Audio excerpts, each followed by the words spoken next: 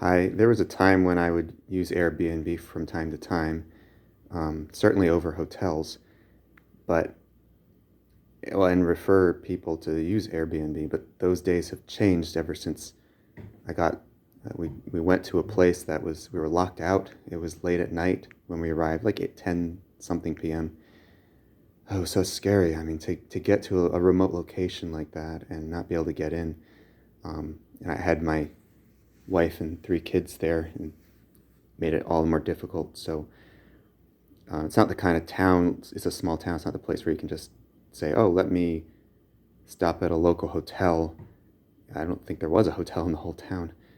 I don't even know where a hotel would have been. I mean, there's some kind of bed and breakfast somewhere, but I don't know if they could have taken us at that time. Again, it's a really small, remote town in Maine, actually. So basically, I could have driven, who knows how much, maybe an hour, found a place. I don't know. I mean, but I had paid for, having a place to be. Um, we later found out, it turned out that their lock system, they set it so it starts and ends at certain times, and they had it one day off. So, in other words, it was going to start the day after we arrived. They had 24 hours off, so that's why we couldn't get in.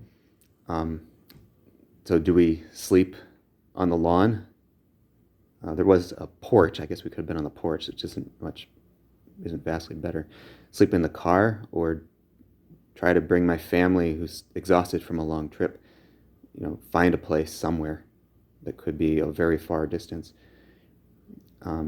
Or do we see if there's a way to get in?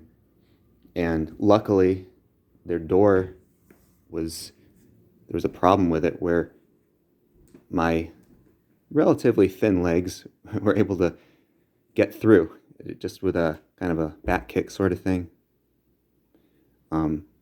It just opened. And yeah, it caused a little door frame problem. Nothing a little wood glue wouldn't have fixed. But I put a review about what happened, and somehow I was told I was not following the guidelines, and I never figured out what that guideline was I didn't follow. I tried to find out. I read through the guidelines again and again, and to communicate with Airbnb so many times, and I couldn't get really a solution to that. Interestingly, the same information I presented was when the host put a negative review about me. I explained the situation in the same exact way, and that was not removed. So I don't know.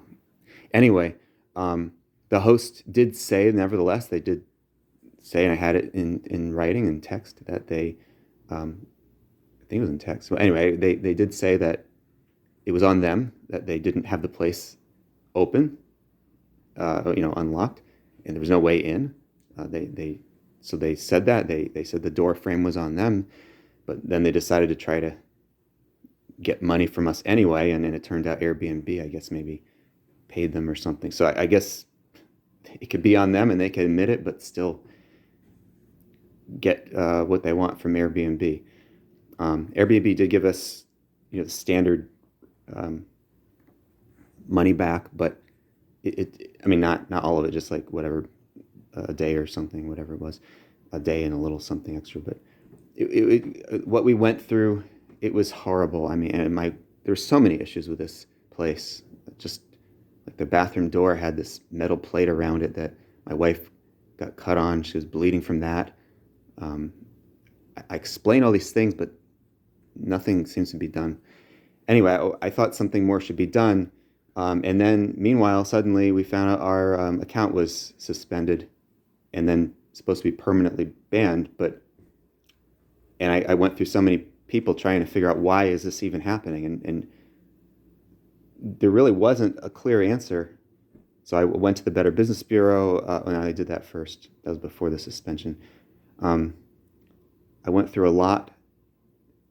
I think I wrote to the corporate office. I just kept going, but that's a lot of time and stress, not knowing if I'll be able to use Airbnb in the future, and not even knowing why.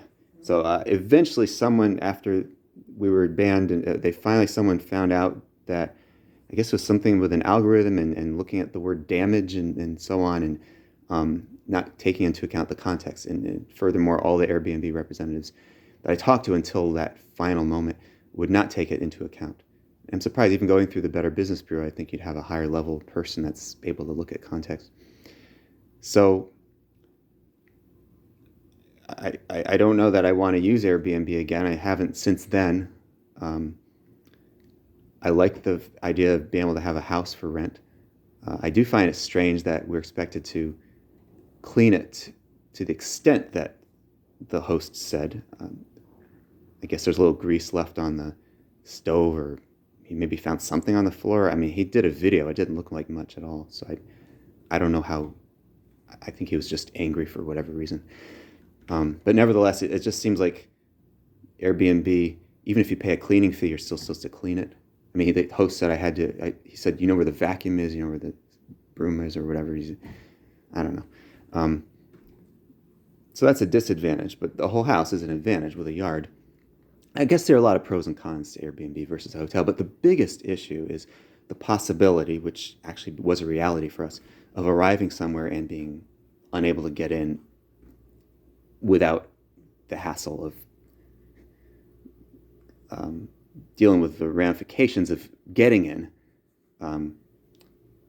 which actually poses a safety question. If I could get in that easily, and by easily I mean after about an hour of trying to figure out a way in, I just thought I'll try that next. So anyway, if it's that easy to get in, how safe was it? You know, I mean, what if a criminal wanted to get in when we were there? That a hotel would not have that level of safety problem. I think typically that just with the various people around and so forth, and then the rooms. I think the hotel rooms would not be easy to get into like that. They'd have solid frames, jams, I guess you call it, door jam. So this is just a brief explanation of what happened. If you look through all the documentation of all the things I wrote to Airbnb, you can see what's more clearly going on. You can see my side, their side, and so on. But ultimately, I think you'll see that I'm a bit torn, or maybe anxious about using Airbnb, certainly without something more being done for us. And this representative said that nothing more can be done. So I think, again, it's kind of like not looking at the context very well. Because I think what was done for us would have been done in much less of a problematic circumstance. Our situation was pretty extreme. I mean, another thing, like hotels usually, and really maybe a lot of Airbnb, you wouldn't have little hairs on the shower area. I mean, that was the case when we got there, the little hairs all around the shower. And yet here people are paying a cleaning fee. Shouldn't have that happen. So I don't know. I don't know if I'll use Airbnb again if no one wants to do what I originally requested, which was to get half back from this particular Airbnb. Nothing back from the one we did days before that. But this one from Patton, Maine, yes, I think half back. And I also think it is just wrong if the host doesn't have to have some consequence, some financial consequence for what happened. They told me they were even considering, just one of the Airbnb people I talked to on the phone said they're considering some kind of disciplinary action for the host. They couldn't tell me more, I guess, because whatever reason, but apparently the host continued to exist there. So apparently they didn't have an account suspended like I was told. Actually, I think they said a suspension may happen, but may doesn't mean it will, and then they have limits on what they can tell me. But then again, they that's all they knew. Anyway, I hope somebody will reconsider my request. Thank you. Bye.